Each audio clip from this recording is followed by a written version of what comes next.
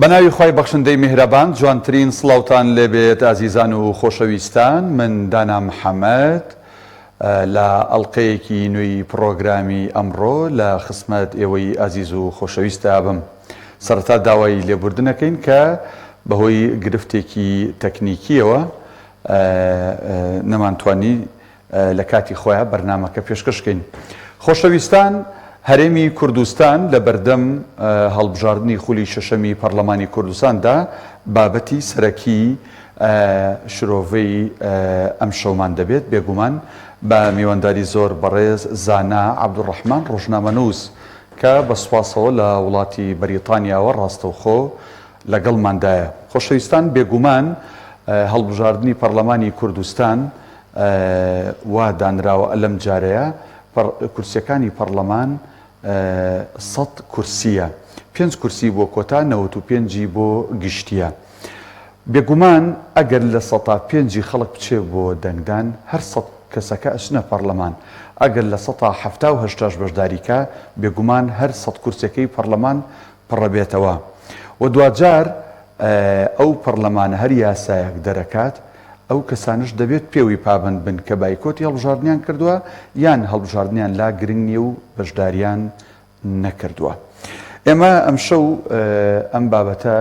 شەنوکەوەکەین، گفتوگۆیەکەین بە میوانداری زۆر بەڕێز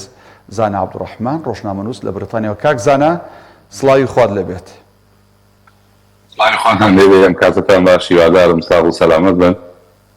زۆر سوپاس. کاک زانا، با لەوە دەست پێ بکەین. پەرلەمانی کوردستان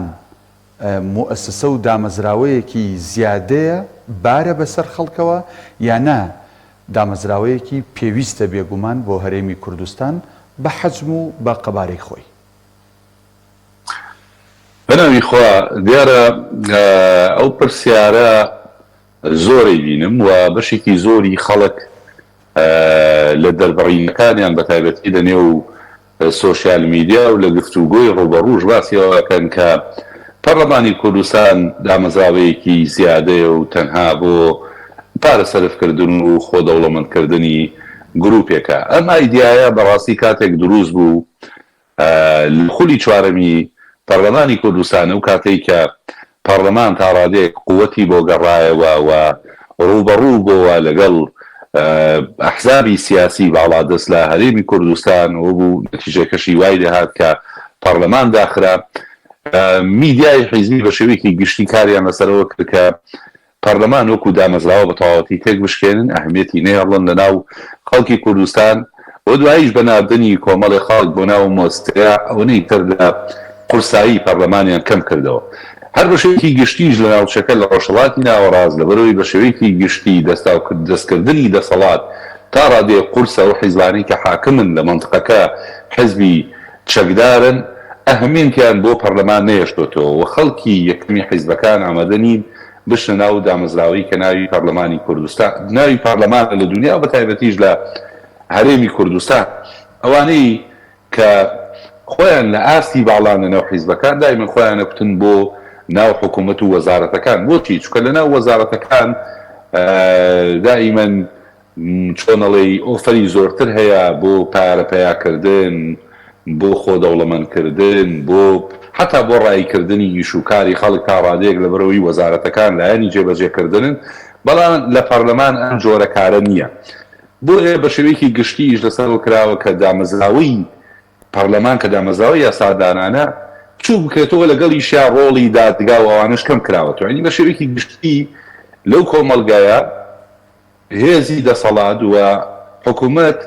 هیچ ڕێیەکی نییە بۆ مەسەلەی دادگا و یاسادانان و پێیان باشە بۆ ئەو دۆخە هەروە بڕوا خەڵک دیدی بۆ دادگا. ئێستا دوای پەرلەمانیشیان لەسەرەوە کرد کە دادگا هیچ نییە و حاکمەکان هەمویان حیزبین و قەراری دادگا هەمووی ناقانونیە و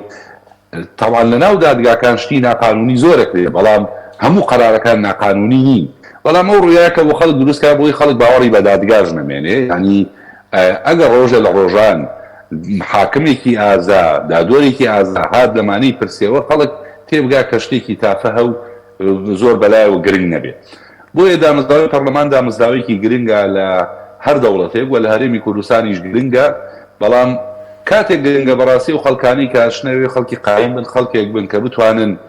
بەرگری لە قوت و ژیانی کۆمەلگەکە بکەن یا تا ڕادەیەکی زۆر ئێمە زۆر جاواز لەواکەین گەر پەرلەمان نەتوانێت ژیانی خەڵکیش باش بکە لانی کەم نەچێتە ژێرباری ئەو یاسایانەی کە گرفت بۆ کۆمەلگاکە دروست دەکەن بۆ پەروەردە بۆ خێزان بۆ ئاین بۆ کللتوری کۆمەلگەکە دروست دەکەن کە لەوانەیە شەڕی ئایندا ئەم جۆرە شەڕانە بێت گروپێک دروست بوون لە کوردستانیش لەسەرەوەکەن بەراوی ئەوەی کەەوە کۆمەلگەیە بکرێتەوە زۆر شەر ئاساییکەنەوە لای کوردستانی ئێمە لای خێزانی ئێمە ئەمە گرفتە بۆیە پەرلەمانی کوردستان بە هەموو زەجە میدیایی کە لەسەرەتی و لە پشتی شێوە میدیایی سەبەلاح و حیزب لە پشتێوەیەتی بۆی کە بچووکی کەنەوە ئەو خەڵکە ئازایی کە لە ناو پەرلەمانی شەڕاست دەکەمن ئەوانیش خەڵک بە بچووک سەیریان کا و متمانەیان پێنەکە ئەم جۆرە بێ متمانەیەوەکە کە ئەم جۆرە لە حکومڕانی و دەسەڵاتە بەردەوامی بەخۆی بدات چکە تۆ کاتێک کە باوەڕە بە پەرلەمان نامێنی یا پێت وایە پەرلەمان زیادەیە ئەبێت بەرامبەر یا باوەڕە بە خۆپشاندانی زۆری نابێ ئێمە بینی لە خۆپشاندانەکان بەڕاستی مامۆستایان خۆپشاندانەکەن فەرمانبەران پشتیوانیان ناکەن هێزەکانی ناوخۆ پێشمەرگە پشتیوانیان ناکەن خەڵکی یاسایی پشتیوانیان ناکەن تەنها مامۆستا چێتە سەرجادە کاتێ فیئێکی تر فەرمانبەرە چنە سەرجادە مامۆستا پشتیوانیان ینی ئەیانەوێ بەڕاستی هەمووی پشڕێنین و خەڵک باوەڕی بە خۆپشاندانیش نەمێنێ وەکو بینیتان لە خۆپشاندانەکان ئێستا دریایە تۆمەتیان بەوانە دروست کرد کە خۆپشاندانەکانە بن بەڕێوەکە ئەمانە کردراون پارەیان وەرگرتووە بۆی گرنگی خۆپشاندانیش نەمێنێ ێ باشە بۆ خەباتی چەکداریش خەڵک ئامادە نەبێ کە بۆ خۆپشاندان ئەم دەسەڵاتە بگۆڕێ ئەی خۆ بەڕاپەڕینیش ئامادەنی ینی ئەم جۆرە یعنی تۆ هەر ڕێگەی گریتە بەر ئەمان ڕێگەکە لە ڕێگەی ئەو میدیا زەبەلاح و پاری کە پێیانە ئەیشکێنن بچووکێکەن وەکو چۆن ئێستا پەرلەمانی کوردستان و دادگا و خۆپشاندان و حتا میدیاشیان والێ کردووە بۆ ئێشتانە کاریگەری نەمێنێ ئیتر ڕێگەیەک نامێنێ بەڕاستی خەڵک لێوەی فشار دروستکە یان ڕزایەتی دروستکە یان ڕێگەیەک نامێنێ بۆ گۆڕانکاری یعنی تۆ کاتێک کە باوەڕت بە خۆپشاندان نییە پێت وایە خۆپشاندان هیچ ناگۆڕێت پێت وایە پەرلەمان زیادەی و هیچ ناگۆڕێ پێت وایە میدیانە تەنها بۆ کۆمەڵی خەڵک تەرخان کراون و هیچ کاریگەریان نییە چی بکەین یان یەبێت تەسلیمین بەڕاستی باش کەواتە ئەوەی لە با لە ئەخیرەوە دەست پێ بکەم هەرچەندە تۆ لە قسەکانتە وێڕای ئەوەی وەکو بڵی وێنەیەکی جوانی بابەتەکەت پێپشاندین بەڵام لەگەڵەوەشا وتت کە بێگومان پەرلەمان گرنگی و تایبەتمەندی خۆی هەیە بەڵام قسەکە لەوەیە ئایا خەڵک دەنگدەر تاک لە هەرێمی کوردستان تەسلیم بێت یا نەخێر دەبێت لەسەر شۆڕشی مەدەنی بەردەوام بێ و لەمەشەوە دەپرسم کاکزانە بەدیلی هەڵبژاردن هەیە لە کوردستان؟ بەدڵنیایەوە هەڵبژاردن پرۆسەیەکی گرنگە و لە ئێستاە بەدیلەکەی نییە و هەموو ئەو خەڵکانەی کە ئێستا زۆر جار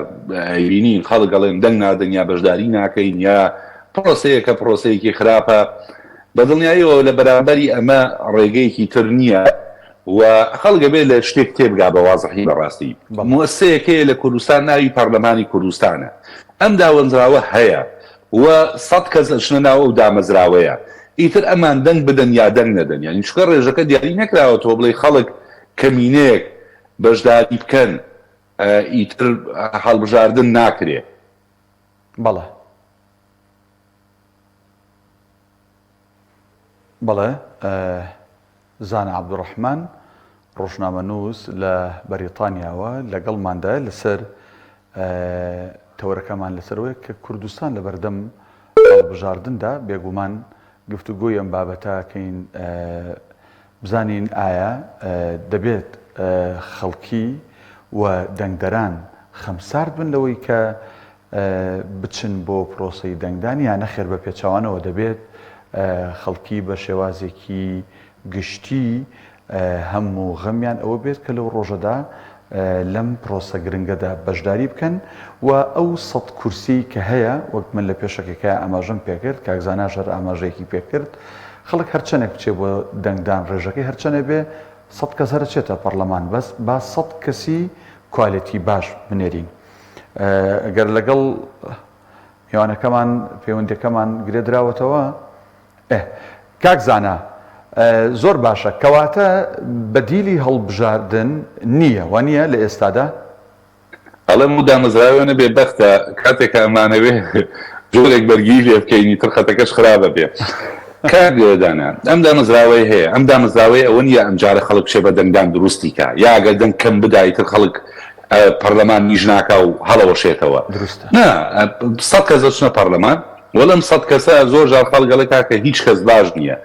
لەناو هەموو لیستەکان خەڵکێک بە خەڵکی باشەیە بەڕاستی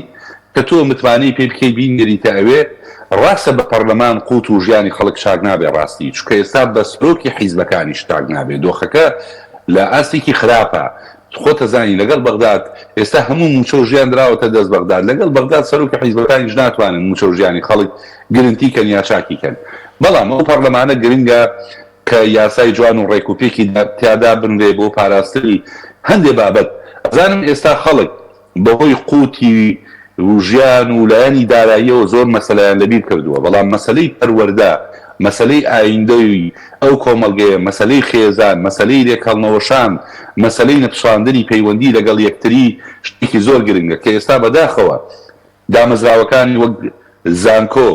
هەندێک ڕێکخراوی سربەخۆ بەزای میدیاکان بە تەواوەتی ئیش لەسەرەوەکەن کە ئەو کۆمەڵگەیە بە تەواوەتی لێدا بڕێ حتا لە ڕووی یەخشەسازی شار لە ڕووی ئاوادانکردنەوەمانە هەمووی بە پلانە ئیش لەسەر کرێکە پەیوەندی خێزانی لەو کۆمەڵگەیە پەیوەندی تاک لەگەڵ یەکتری بە تەواوەتی لێک هەڵوەشێ کە ئەمە شتێکی هێژگار خراپە وای لێدێ ئەگەر خەڵکێک خاوەنی مەبادئ نەبن خاوەنی بروباوەیەکی قایم نەبن لەناو پەرلەمانی کوردستانە هەندێک یاسا دەرەکرێ کە بەڕاستی گرفتی گەورەی کۆمەڵایەتی دروستەکەن و خەڵکیش ناتوانێت بە خۆپشاندان و بەوانەڕێی لێ بگرێت تەنها بێ خەڵکی ئازاد ناو پەرلەمانە هەبێ کە شەڕ کات لەسەر ئەو مەسەلانە بۆ خەڵکی کوردستان و پەرلەمانی کوردستان لە ڕابردوو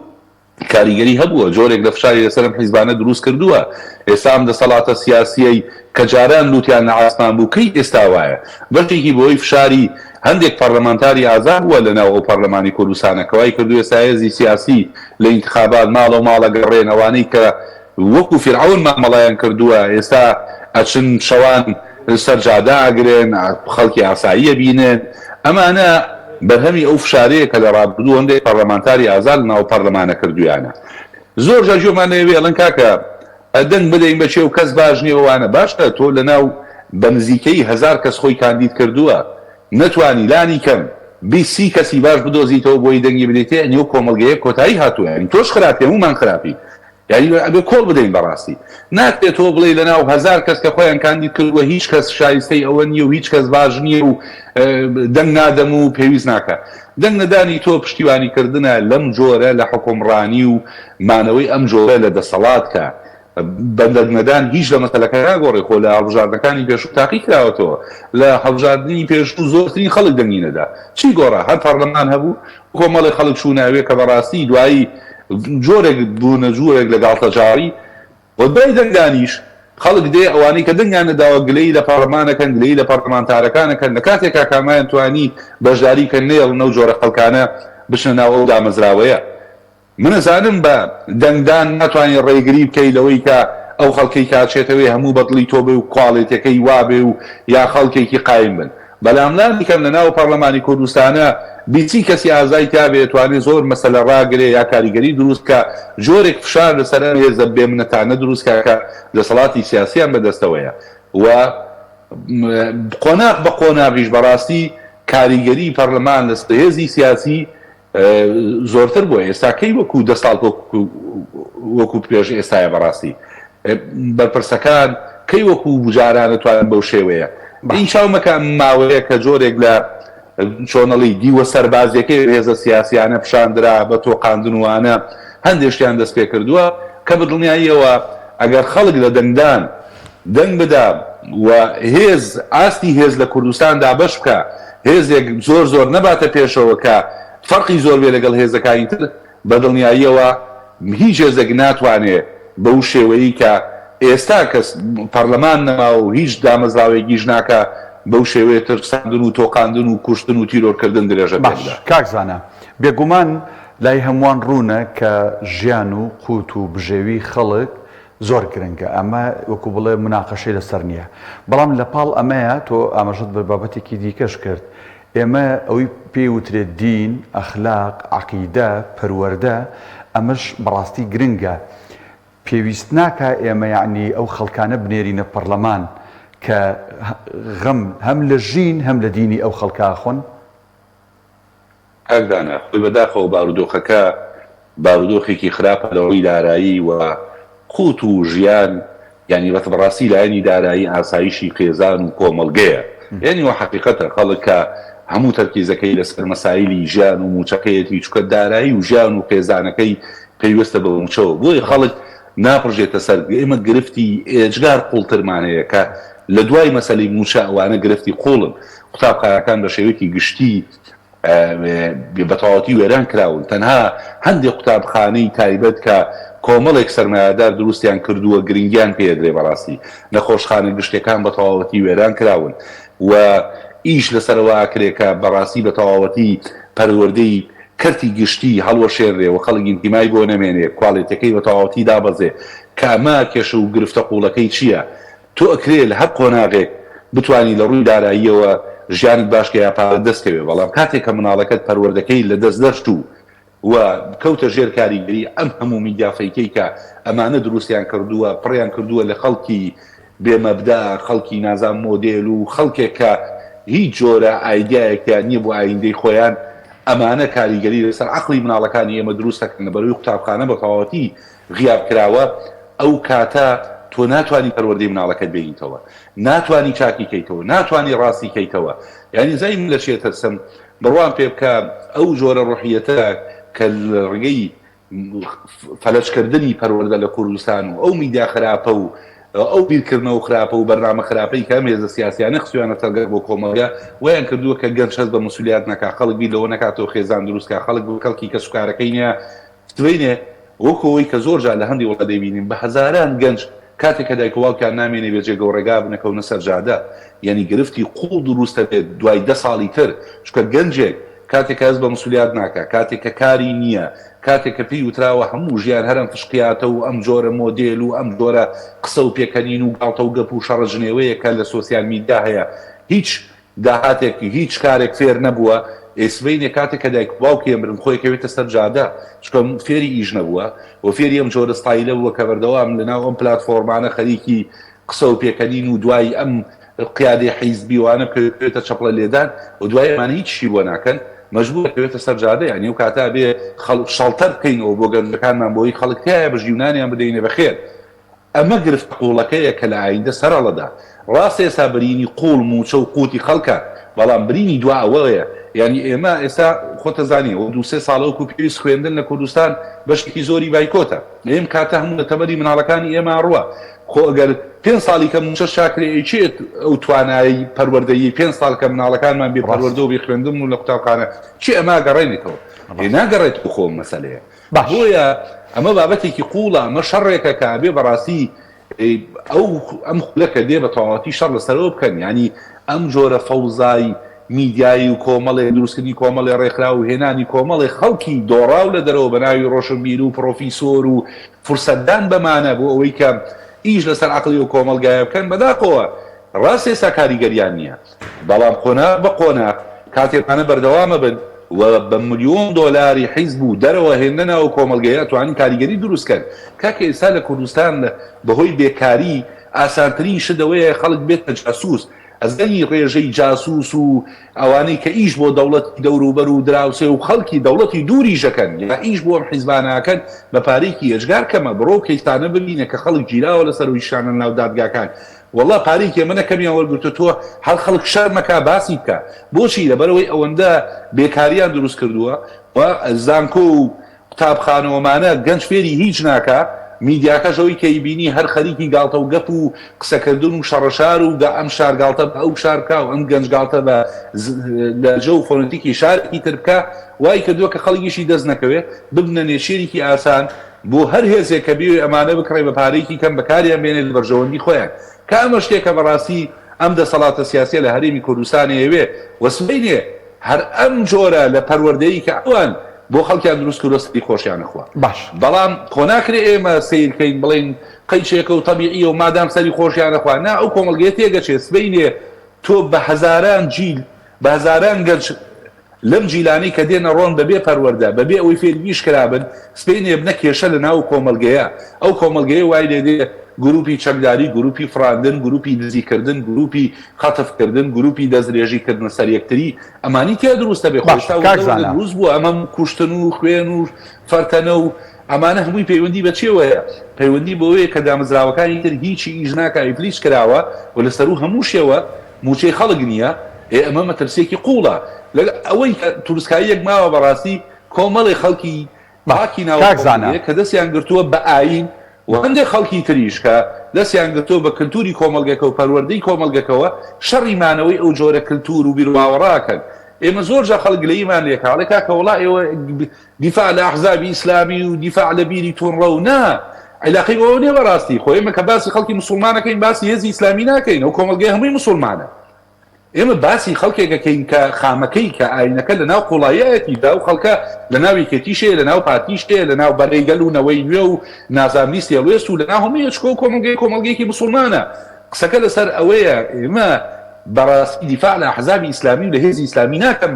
من دیفاع لە کللتورێکەکەم کە سەرچاوەکەی لە ئیسلامەوەیە و هەر ئەوە ئێمەی هێشتۆتەوە بەیەکەوە خەڵک ئایدای بۆ نەتەوەکە نەماوە ئەوە خێزانە مەترسی گەورەی لەسەر قوتابخانەی کاریگەری نەماوە زانکۆی جیشێکی نەماوە باشە خەڵک پرسیارەکەڵێ پەرلەمان زیادێ ئەی زانکۆیشی چییە؟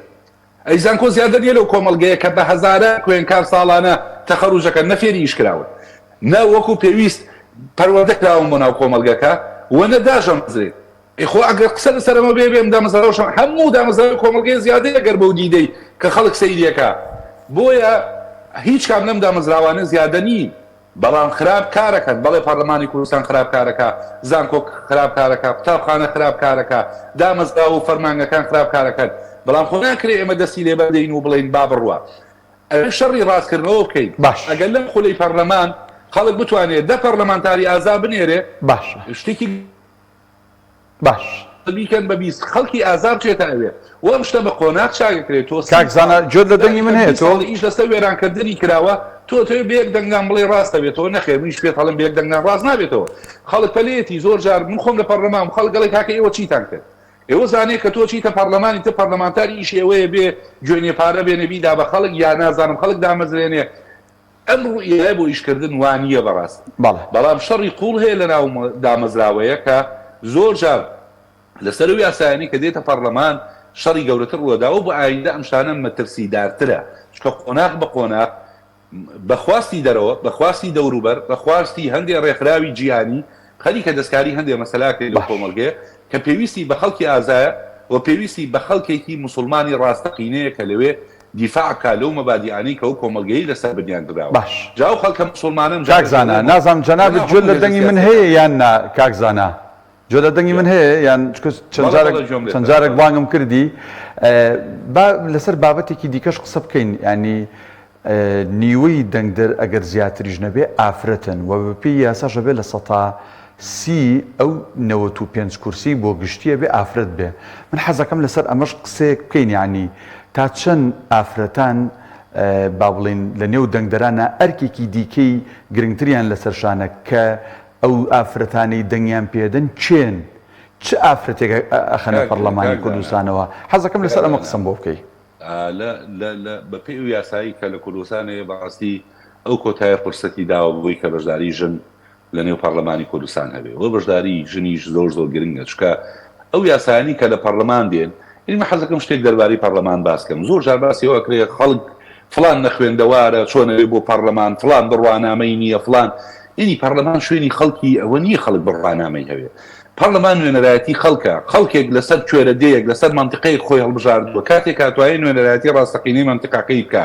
دەنگیان بگەێنێ شەڕ لەسەر خواستەکانیان بکە ئیتر ئاستی خوێندەواری هەرچیەکە بەڕاستی ئەمە گرفتێک نییە گرفتەکە لەسەرەوەی نەفەسەکەی چۆنە چەند نەفەسی هەیە لە خزمەتی خەڵک ماندوو نابێ ئەگەڕێ گوێیان لێکدێەوە شەڕیان لەسەرەکە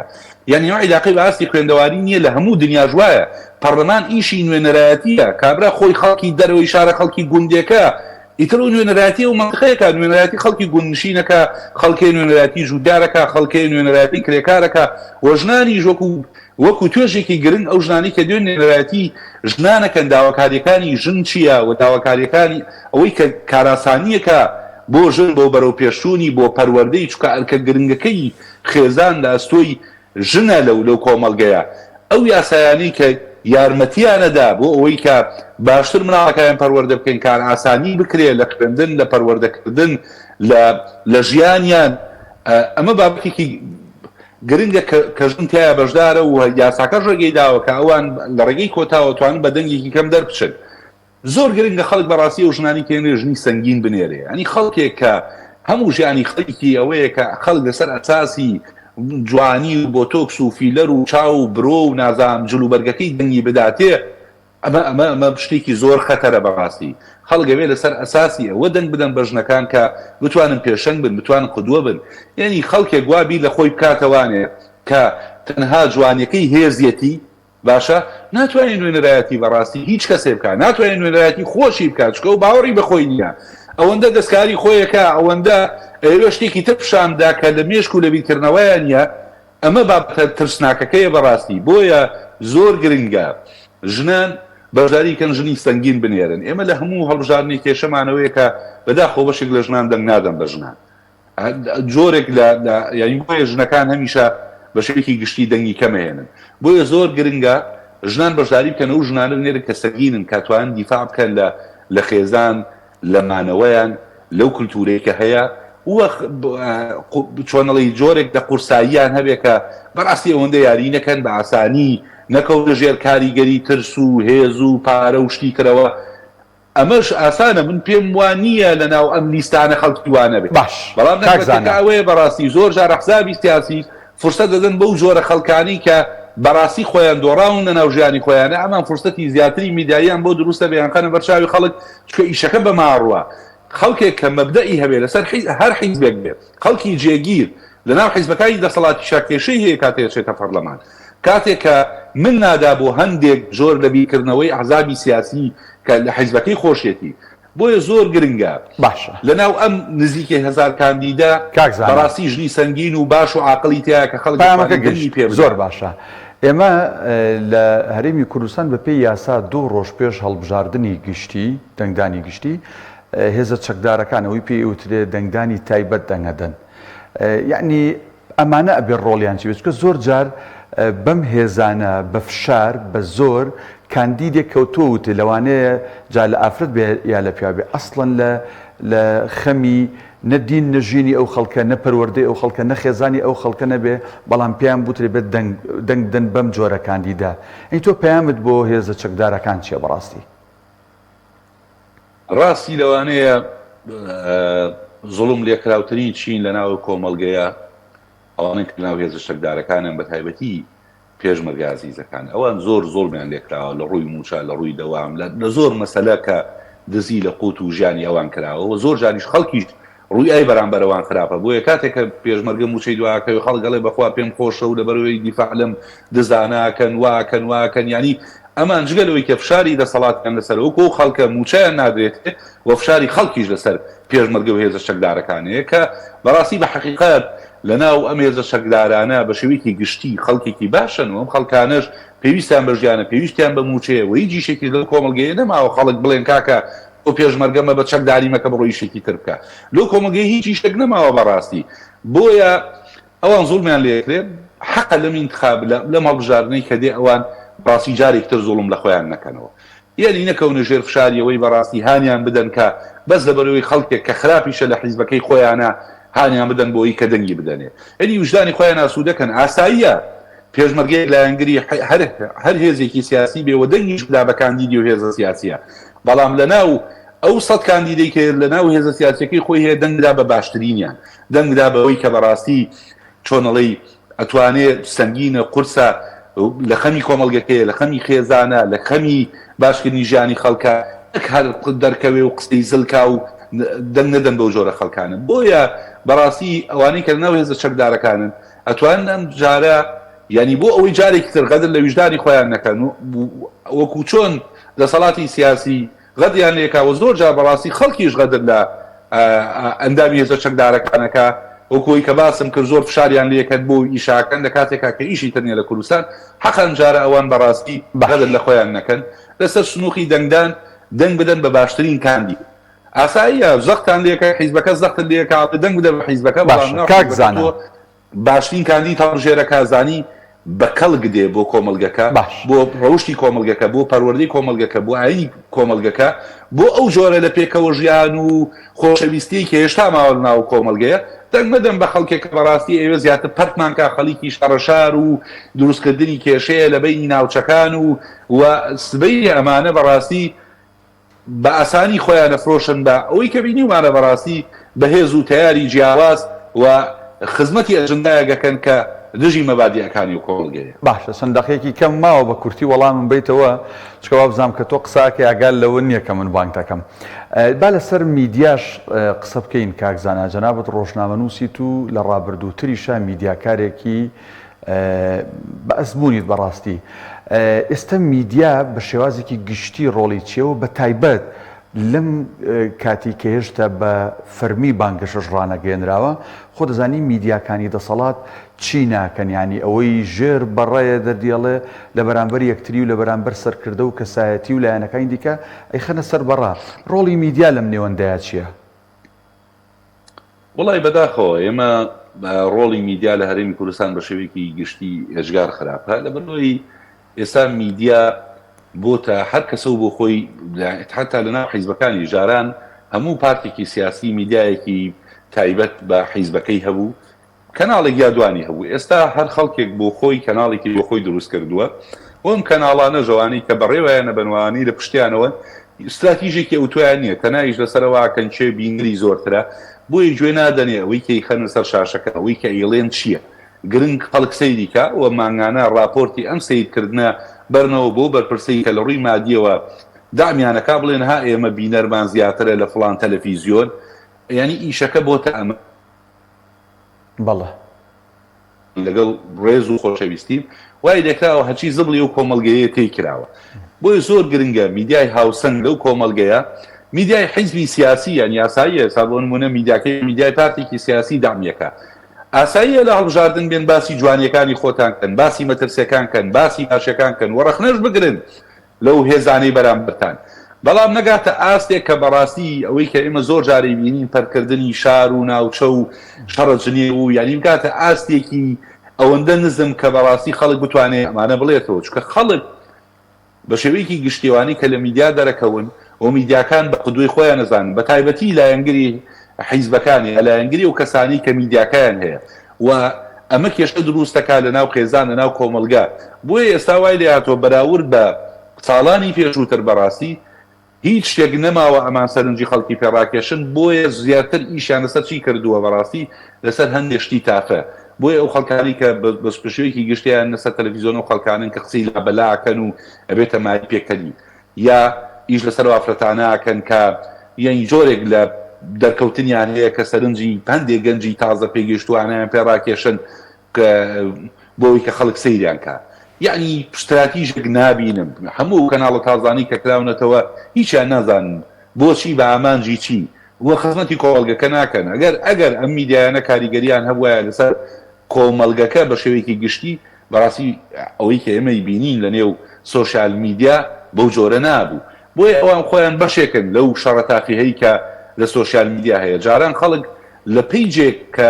بەناوی خۆی نەبوو ئەو جۆرە شەڕانەیە کرێسا بە ئاشکرا ئەم میدیا زەبەلاحانە کە بە $1,000,000 بۆ تەرخان کراوە و بەناوی فڵان کەس و فڵان بنە ماڵەوەن دێن ئەم جۆرە شەڕانەکەن ئەوەی کە زۆر جار لای من پرسیارە بەڕاستی ئەم بنە ماڵانە هەر لە ڕووی کولتوری و هەر لە ڕووی عەشایریش یانی خەڵکێکە عەشایریش بێ یعنی زۆر جار بیر ناکاتەوە شەرم لەوە ناکات بەڕاستی خەڵکێک کە خۆی دۆڕاوە لەناو میدیاکەی ئەم بە پارەی ئەم هەندێک شەڕی لابەلا و بچووکیان بۆ دروستەکە کە بەڕاستی ئەمان نە پێویستیان پێیەتی نەپی گەورابن لە ناو کۆمەلگەیان ڕۆژ بە ڕۆژەمان بە میدیایی کە هەیە نە بچووکترە بنەوە و خەڵک بە چاوێکی کەمتر سەیریانەکە بەڵام ئەمان لەبەرەوەی دابڕاون لە کۆمەلگەکە تەنها تەرکیزیان لەسەر ئەو راپۆرتانەیە کە پیشانیەدا تۆ چەند بینەرتە بووە چەند کەس لایکی کردووی چەند کەس کۆمنتی کردووە بەزەوا بینن ناچە ناو خەڵک کە بزانن کە بەڕاستی میدیانە چەند بچووکی کردوونە باشە کاکزانە تەنها 2 دقەکاتم ماوە وەک دوا پرسیار ئێمە وەک گوتم بەرەو هەڵبژاردنێکی چارە نوستازە ڕۆین ئەگەر جگەل لە بژێوی لە موچە کەوتم ئەمە بابەتێکی گرنگە ئەگەر لە دوای ئەوە من لە تۆ بپرسم گەورەترین ئەو مەترسیانە چین کە لەسەر کۆمەڵگەی ئێمە هەیە و هەوڵ بین بە ینی وەکو یەکێک لە ڕێگەکان بەم دەنگدانە وردە هەنگاوبنین بووی کە ئەو مەترسیانی لەسەر کۆمەڵگەی کوردی هەیە بیان ڕەوینەوە بە بڕای تۆ چییە بە کورتی سواسەکەم بە کورتەکەی ئەوەی کامێ بڵێم خەڵک نابێ بە ئومێدی باشکردنی ژیان و موچە دەنگ بدا لەم خولەی پەرلەمان مەسەلەی موچە عیلاقەی ئێستا بە شەوێکی گشتی بە بەغدادەوە هەیە و هێزە سیاسیەکان بە تەواوەتی دەستیان بەسەر ئاگرتووە لەگەڵ بەغداد ئەکرێ چارەسەر بکرێ ئەوەی کە لەم خولە لە دوای موچە و قوت و ژیانی خەڵک بەترسیە بەڕاستی پەروەردە خێزان ئایندەی گەنجی ئەو وڵاتەیە کە لەبەردە مەترسێکی گەورەیە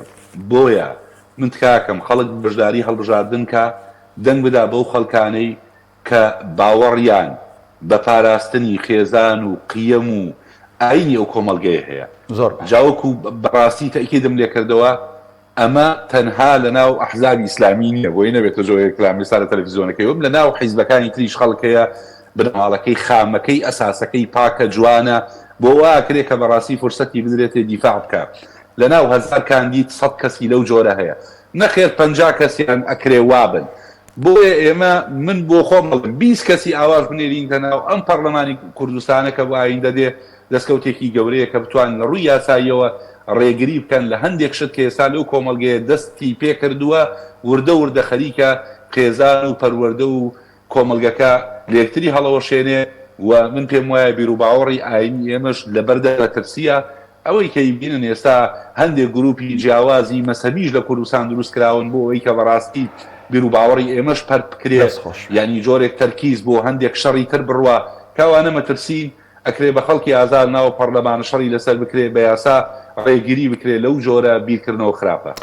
یەک دوو جار تەحەفوزت کرد لەوەی کە تێنەگەیشتم بۆ ئەوەندە وت با خەڵک وا نەزانێت دیفاع لە ئیسلامیەکانەکەم بۆ خۆگە دیفاع لە ئیسلامیەکان شتێکی خراپ ناکەی لە کاتێکە هاوڕێ پەرلەمانتارەکانت ئەو کاتی لە پەرلەمان بووی ئەزانیت هەڵوێستیان چۆن بوو هەم لەسەر دین هەم لەسەر ژینی ئەو خەڵکە وێ ئەگەر دیفاعیش لە ئیسلامیەکان بکەی گرفتێک نییە کاکدانە من وعدم داوە بە خەڵکەوانەی کە لەگەڵ من وعدم داوە بەخواش کە لەم ئینتخابە لەم هەڵبژاردنە بەبێ لایەنی قسە بکەم بۆیە بەڕاستی نامەوێت قسەکانم وابێ کە زۆرێک لە لایەنداری خەڵک هەست و سۆزی هاان بدەم دەنگدا بە لایەنێکی دیاری کراوە ئەوەی کە منێڵێم لە ناو هەموو لایەنەکان خەڵکی باشن دەستخۆش ئەم خەڵکانە ئەکرێتەوە متوانیان پێکەی بیان نێری و خەڵکیش ناوێت چاوەڕوانی زۆر گەورەی هەبێت ئێمە قۆناق بە قۆناق ینی ئەم قۆناغی کە دێ قۆناقێکی تازەیە شتێک چاکرێ قۆناقی دواوە ئاوای ینی ئەمە سەبریەوێ و خودداش لەگەڵەوانەیە کە بەڕاستی سەبریان هەیە نەزانم ئێستا خەڵگەڵێ کاکە 30 ساڵەوە بەڵام ئیتر خۆتۆ ڕێگەیەکی تر نییە هەر ڕێگەیەکی تر لەو کۆمەلگەیە تاقی کراوەتەوە بە نیتیجە ئەوانی شەردابەش بوون خەڵک خۆپشاندانێکرد خەڵگایان خۆپشاندان سوودی نییە دەستخۆشێ خەریب و جۆرێک لە بەرکەوتنی چەکداری لە کوردستان دروست بە خەڵگایان دەوەش سوودی نییە ئێستا هەڵبژاردنیش سوودی نییە یەیتر خۆ ینی ئەگەر ئەوە بیکەینەوە بەڕاستی بێت تەسلیم بین کە من بۆ خۆم باوەڕم بە تەسلیم بوون نییە باوەڕم بەوە هەیە کە خدا پشتیوانی خەڵکی زوڵم لێکرا و لێ قەوماوە هەر جۆرێک بێ دەرگای ڕەحمەت دەکاتەوە و ئێمەش پێویستی بەوەی خەڵک بجوڵێ خەڵک بەشداری بکە خەڵک بچێتە پێشەوە بۆ ئەوەی کە بەڕاستی دەستخۆش زۆر بەڕێز زانا عەبدوڕەحمان ڕۆژنامەنووس کە لە بەریتانیاوە لەم تەوەرەی ئەمڕۆ لەگەڵمان بوو بەداخەوە ئینتەرنێتەکەشی دیارە قەتع بوو نەمانتوانی خواحەفیزی لێ بکەین بەڵام ئینشەڵا پرۆگرامەکە ئەبینێتەوە بینەرانی عزیز و خۆشەویست تا ئەڵقەیەکی نوێ لە پرۆگرامی ئەمڕۆ هەموو لایەک بەخوای گەورە سپێرین کوردستانێکی ئاوەدان و ئارام بۆ هەموو لایەک خواتان لەگەڵ